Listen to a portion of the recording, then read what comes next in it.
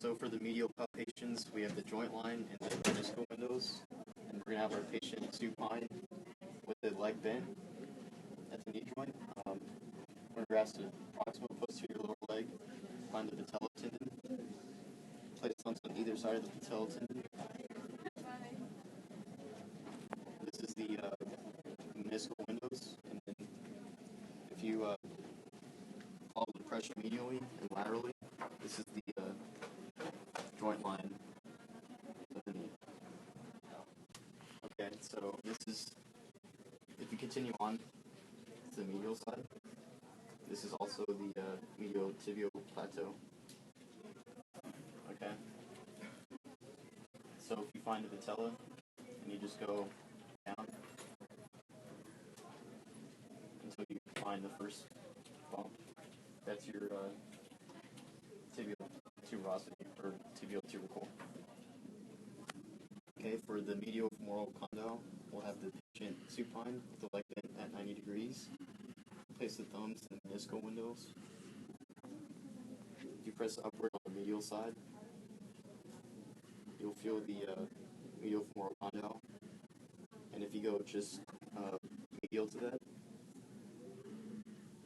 you'll feel the medial femoral epicondyle. So for the adductor tubercle, you'll have the patient supine, knee flex at 90. You'll start off at the medial condyle of the femur, and if you just follow that medially and posteriorly, you should feel a natural depression between the vastus medialis and the hamstrings, and that is where your adductor tuberculis. This is the medial meniscus. We'll have our patient the leg off the table and then internally rotate the tibia, and this should make the medial meniscus stick out a little bit. You palpate at the medial tibial plateau, and the medial meniscus should just be right superior to the plateau. The medial collateral ligament, MCL, this is the broad fan-like band that connects the epicondyle of the tibia. The medial meniscus is also connected to the MCL. The ligament itself is not directly palpable unless it's symptomatic. To palpate the region of the MCL, locate the medial joint line.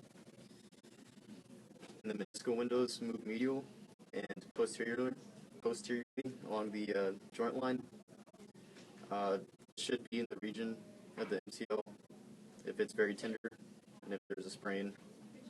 If a defect is felt, it is usually indicative of a tear of the MCL. Okay, so we're going to palpate the pes anserine, having your patient sit at the edge of the table, stabilize their leg, and palpate the tibial tubercle. You're going to move slightly medial and posteriorly, and have the patient flex their leg while you resist the flexion leg at your knee. And this will make the tendons more prominent. Good job, you can relax. These tendons are known as the pes anserine. So we're going to do the lateral tibial plateau. Your patient's going to be supine, bent in the knee joint. Grasp the lower leg, and with your fingers in the popliteal, press into the joint line, and this is going to be your lateral tibial plateau. With your patient supine again, we're going to find the lateral tubercle. You find the patella tendon, move laterally, and the large prominence is going to be the lateral tibial plateau, or tubercle.